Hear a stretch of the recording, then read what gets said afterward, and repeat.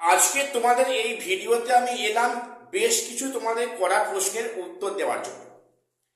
তো দেখো, সেখানে আমাকে বিভিন্ন সময়ে অনেকে প্রশ্ন করছো, স্যার আপার প্রাইমারি ফুল নোটিফিকেশন কি জানুয়ারিতে আসবে, এবং সেক্ষেত্রে পিএসসি অ্যাসিস্ট্যান্ট টিচার বা পিএসসি স্কুল এসআই বিজ্ঞপ্তি কবে আসছে, এবার পরীক্ষা বা কবে হবে এটা। আর আমাকে পার্টিকুলার 2 থেকে 3 জন এই প্রশ্নটা করছো যে এসএলএসটি যে এবারে যদি নিয়োগ প্রক্রিয়া ফুলফিল হয় তাহলে র্যাঙ্কিংটা কি হিসাবে করা হবে, সিঙ্গেল নাকি ওটা মাল্টিপল র্যাঙ্কিং। আমি আজকে সে নিয়েও বিস্তারিত আলোচনায় আসছি। পাশাপাশি 6 জানুয়ারি এক্সপিরিয়েন্সের 10 মার্কস নিয়ে কি হবে, যেটা আমরা কেউ এখন বলতে পারছি না। সেখানে কমিশন কি রেডি হচ্ছেন, কোন গ্রাউন্ডে কথা বলবেন বা বলতে পারেন, বা এখন কমিশনের মাথায় কি ঘুরছে এই 10 মার্কস নিয়ে, আমি আজকে সে নিয়ে তোমাদের বিস্তারিত আলোচনায় আসছি। তো welcome to my channel e learning with Arnab sir. চ্যানেলটা প্রত্যেকে সাবস্ক্রাইব করে রাখো এবং গুরুত্বপূর্ণ আপডেট সবার আগে পাওয়ার জন্য। প্রথম বলি, আপার প্রাইমারি ফুল নোটিফিকেশন এ মাসে আসার সম্ভাবনা খুবই ক্ষীণ বা খুবই কম। তোমরা যারা আমার ভিডিও রেগুলার ফলো করছো বা দেখছো, তোমরা দেখবে সম্ভবত ডিসেম্বরের লাস্ট উইকে আমি একটা তোমাদের ভিডিওতে বলেছিলাম যে আপার প্রাইমারি বিজ্ঞপ্তি জানুয়ারিতে আসার সম্ভাবনা একদমই নেই বা আসবে না। কেন বলেছিলাম না, সেখানে 2016 আপারে কিছু কেস এখনো পেন্ডিং আছে হাইকোর্টে। সেটা যদি পরে এই জানুয়ারিতে ক্লিয়ার হয় তাহলে ফেব্রুয়ারি মাস নাগাদ বিজ্ঞপ্তি প্রকাশিত হবে। দেখো, এখনো যা খবর, কিন্তু আপারে বিজ্ঞপ্তি হয়তো জানুয়ারিতে আসতে নাও পারে, সম্ভাবনাটা খুবই কম। সেটা সম্ভবত ফেব্রুয়ারি মাসের দিকে এই বিজ্ঞপ্তি প্রকাশিত হবে। তারপরে হয়তো ফর্ম ফিল আপ প্রক্রিয়া শুরু হবে, কিন্তু এক্সামটা মনে হয় না ভোটের আগে হবে বলে, তার সম্ভাবনা খুবই ক্ষীণ। আচ্ছা, এবারে যেটা জানুয়ারিতে আসবে সেটা হচ্ছে পিএসসি অ্যাসিস্ট্যান্ট টিচার এবং স্কুল এসআই পিএসসি, সেই বিজ্ঞপ্তি কিন্তু এই জানুয়ারিতে অবশ্যই আসবে, চান্স খুব বেশি। কাজেই তোমরা প্রত্যেকে ফুল দমে প্রিপারেশন নাও, হাতে টাইম খুবই কম। আচ্ছা, এবারে যেবার যারা কোশ্চেন করছো যে এসএলএসটি যদি রিক্রুটমেন্টটা হয় সেখানে র্যাঙ্কিংটা কি বেসিসে করা হবে। দেখো, কমিশনের যে গেজেট এসএলএসটি সেখানে কিন্তু পরিষ্কার উল্লেখ করা আছে যে সেখানে কিন্তু মাল্টিপল র্যাঙ্কিং হবে। সাপোজ মনে করো তুমি একজন এসসি ফিমেল ক্যান্ডিডেট, সাপোজ ধরে নাও এসসি ফিমেল ক্যান্ডিডেট, তুমি তুমি জেনারেলের male female cut off clear করেছো, তাহলে তোমার কিন্তু 4 জায়গায় নাম থাকবে। 1 নম্বর general male female, only general female, বা তার নিজস্ব ক্যাটাগরি এসসি মেল ফিমেল এবং এসসি ফিমেল।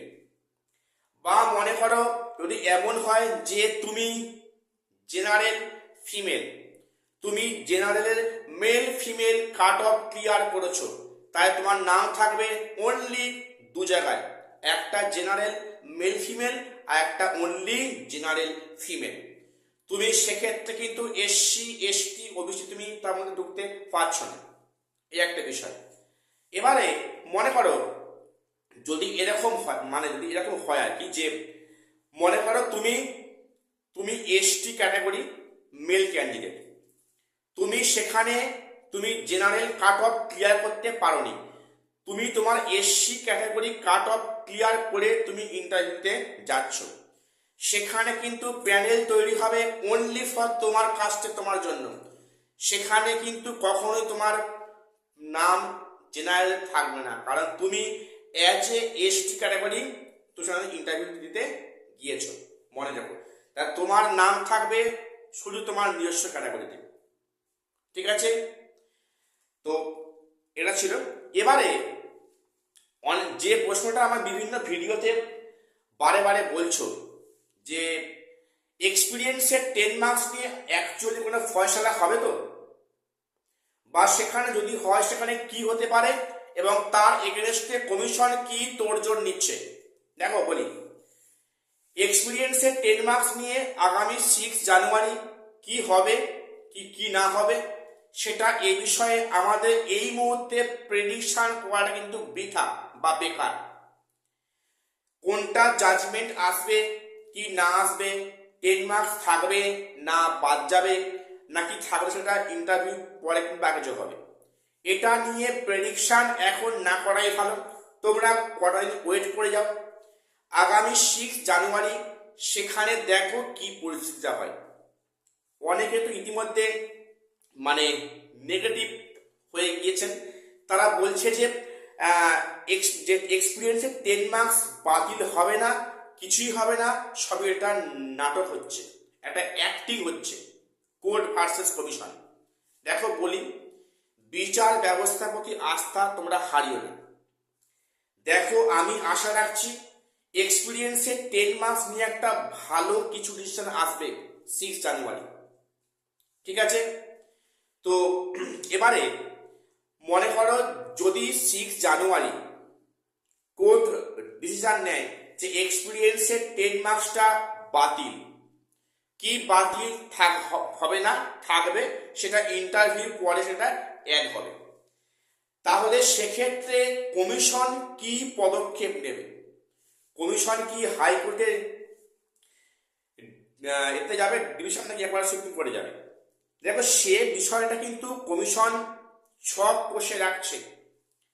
সেখানে যদি কমিশনের এগেনস্টে যদি রায় যায় সেক্ষেত্রে কমিশনের বলার জায়গা আছে কি যে আমরা এতটা মানে প্রসেস এগিয়ে ফেললাম, এখন এক্সপিরিয়েন্সের 10 মার্কস যদি বাদ যায় কিংবা যদি ইন্টারভিউ পরে যে হয় তাহলে সম্পূর্ণ প্রক্রিয়াটা হতে আরো সময় লাগবে, ফের নতুন করে মানে ভেরিফাইয়ের কাজ, ইন্টারভিউ কাজ, এবং সেক্ষেত্রে 31শে আগস্টের মধ্যে তাহলে এখানে নিয়োগ প্রক্রিয়াটা সম্পূর্ণ করা হবে না।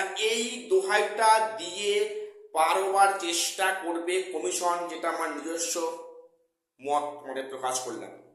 সেক্ষেত্রে কমিশন ডিভিশন বেঞ্চ কিংবা কিন্তু সেখানে সুপ্রিম কোর্টেও দ্বারস্থ হতে পারে এই সমস্ত ক্লু বা যুক্তি খাড়া করার জন্য, যাতে করে এই 10 মার্কসটা বাতিল না হয় এবং সেটা ইন্টারভিউর আগেই যোগ হয়, সেটা চাইবে আপ্রাণ চেষ্টা করছে কমিশন।